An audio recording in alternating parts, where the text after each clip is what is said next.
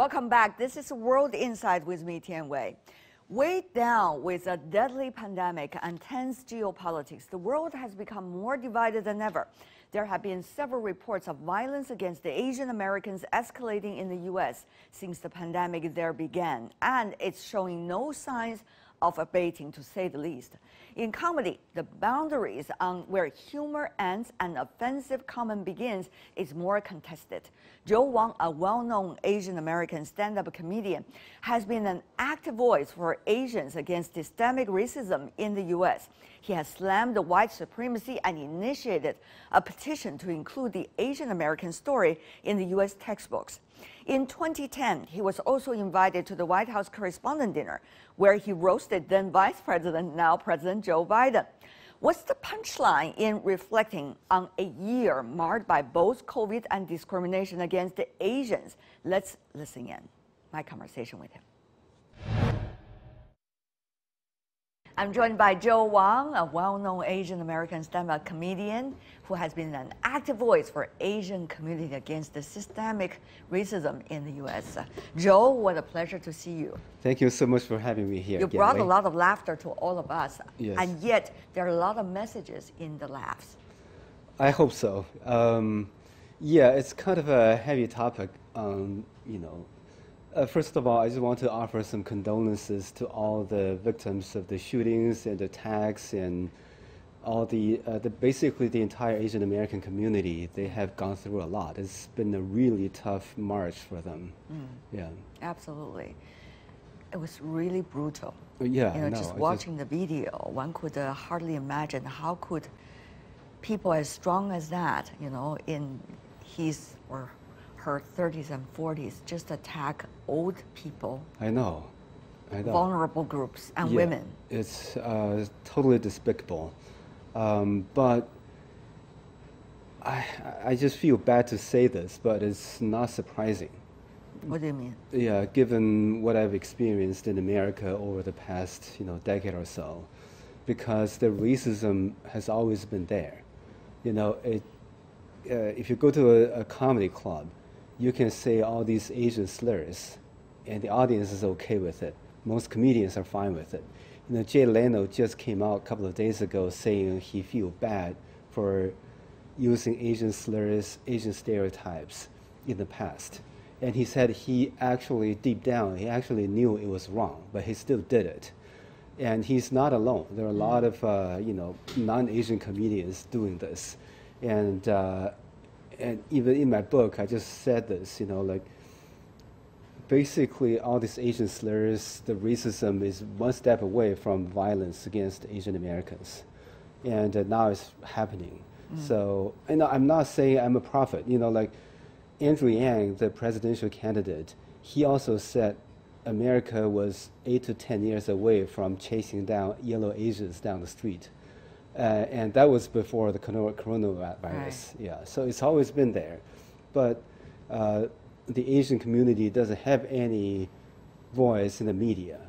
It's a very sad thing, because after all these attacks, there were blacks and Hispanics who are saying, oh, now you're getting this, now you feel how we used to feel. When we're marching on the street, where were you guys?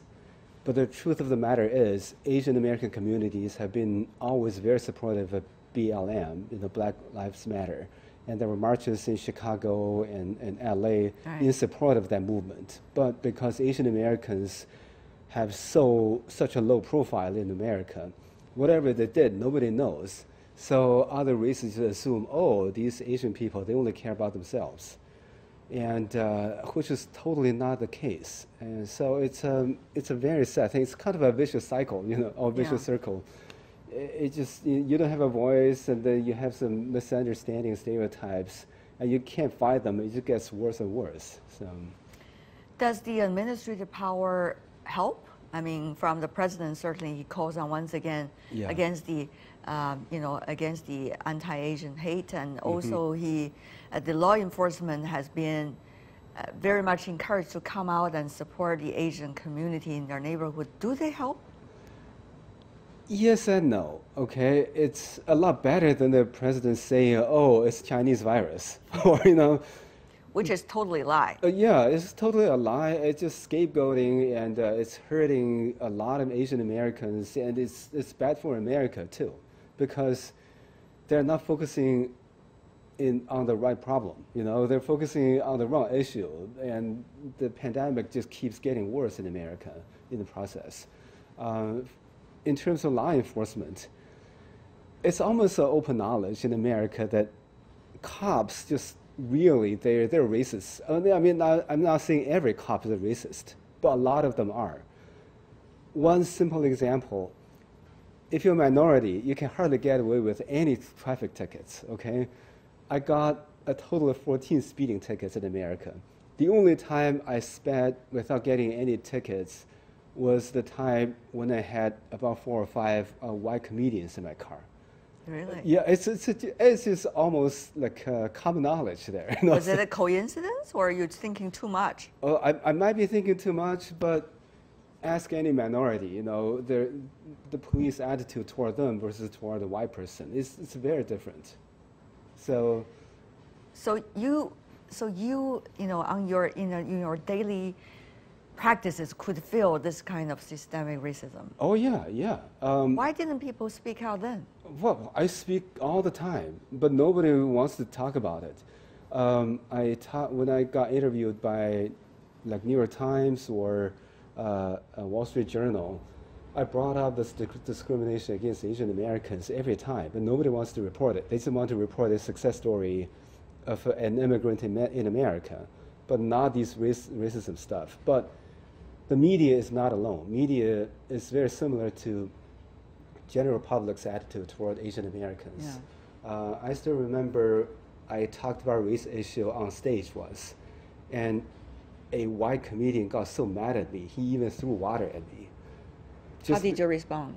I was shocked. I didn't expect this. I was just, after a show, you're happy, you're excited, right. And then all of a sudden, water came over. So what the hell, I don't know if I can say this word.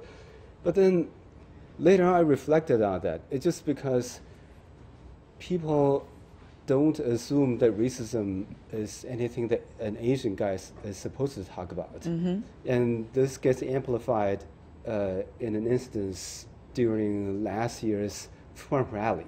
Okay, there were some Asian Trump supporters going to the rally. And this white Trump supporter just yelled at Asian Trump supporters saying, "Oh, you go back to China. You don't belong here." And then this Chinese American just said, "Oh, that's racist." This white guy said, "Racism is what white people did to the blacks and to the Jews." So it's both unaware of the fact that mm-hmm. there is systemic racism against Asian Americans and the reluctance to do something about it. Oh yeah, if you point this out, they're just very angry at you. They were like, "Not you again! We're already dealing with these blacks and Hispanics. You just shut up." That's basically the attitude toward Asian Americans. You were speaking out throughout the years. I know you did that through your jokes, right? You try to give people some gentle messages mm-hmm. when it's appropriate. You also try to speak out about the Asian Americans, Chinese Americans particularly, when you were performing at the White House Correspondents Dinner. At that time, Vice President was Joe Biden. Yeah. So you got a lot of laughter. But there also, you see, at the end of the day, the video, there were people who have very complex facial expressions. Oh, yeah. After you told the jokes. Mm-hmm, yeah. That, to me, has always been very interesting. Joe, reflecting upon that time, what is your takeaway? Those are actually the better times compared to now.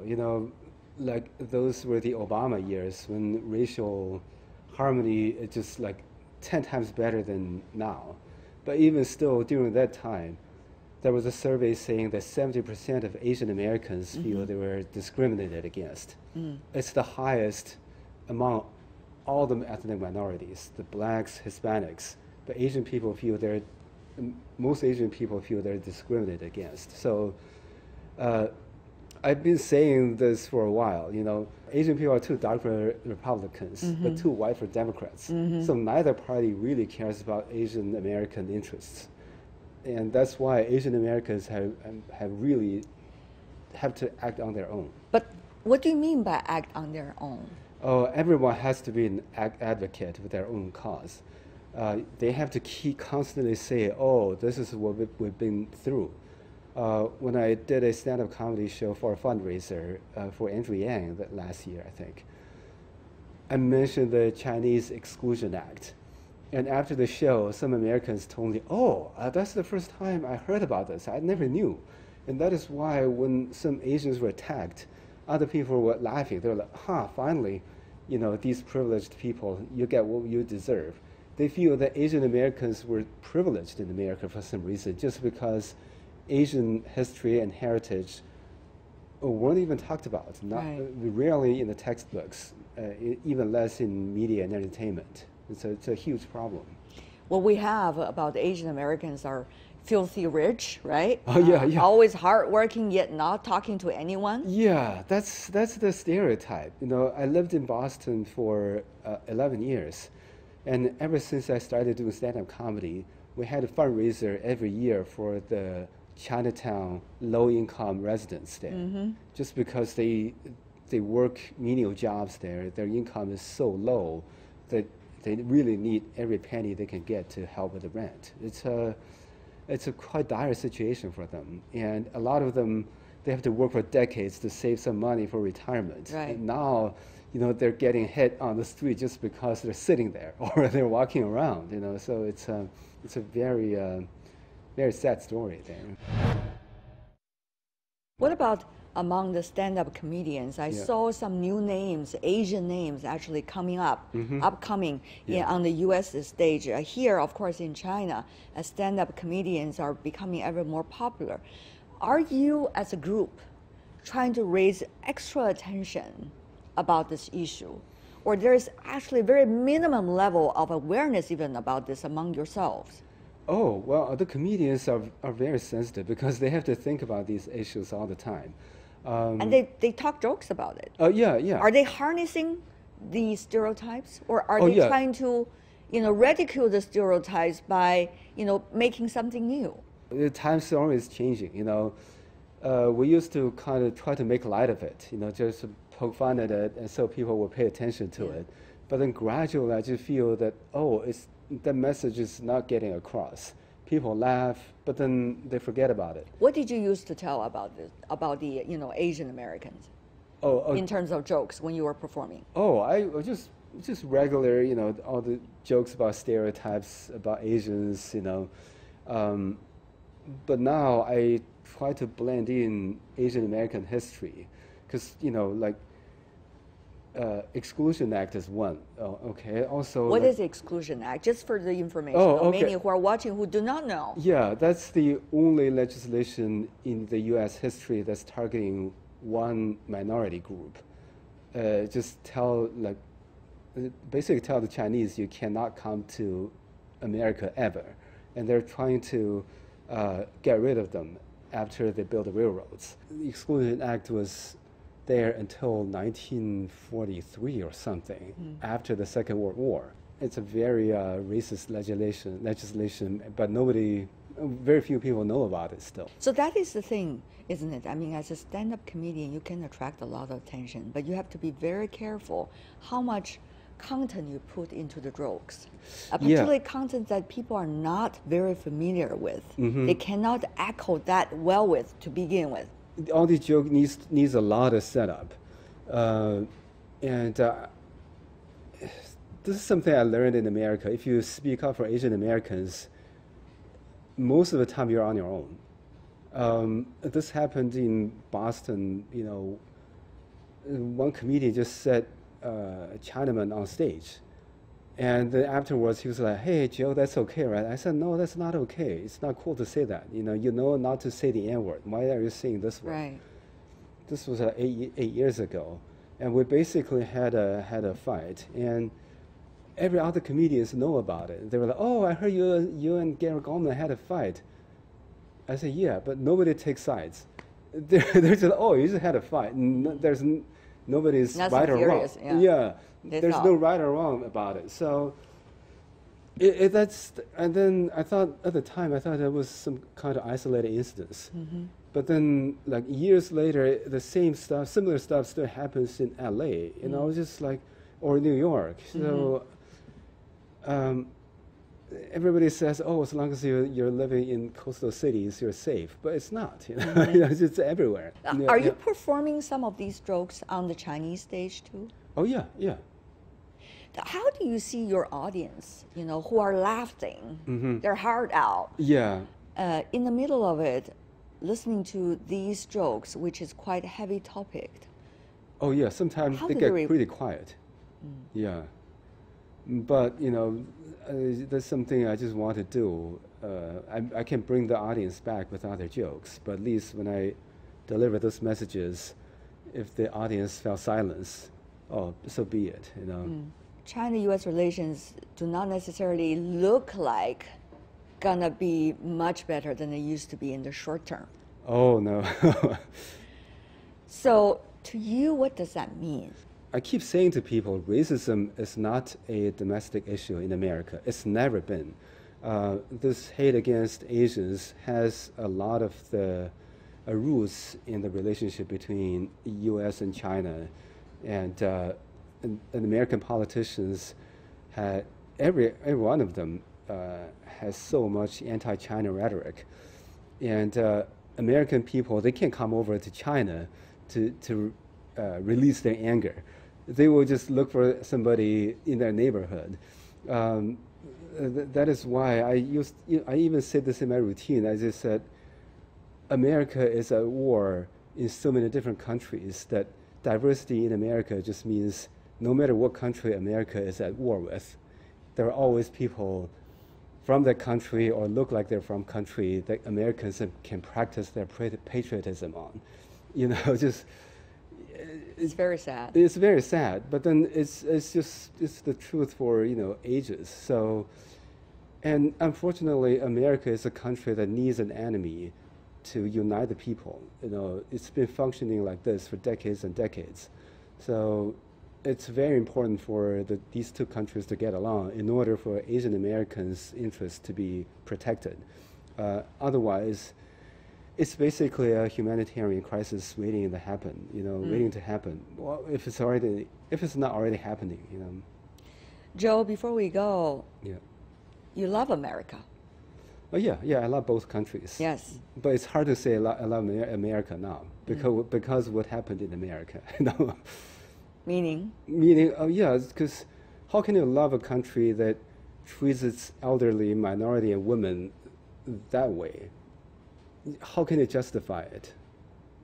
So, whatever. No, that's my feeling right now. That's one of the problems. Americans always say, "Oh, we love America, America #1." When you say this, that just implies everybody who doesn't look American is secondary, and if you treat them, you know, not as human beings, somehow that's probably is okay. So I don't like that way of that kind of rhetoric or that kind of thinking anymore.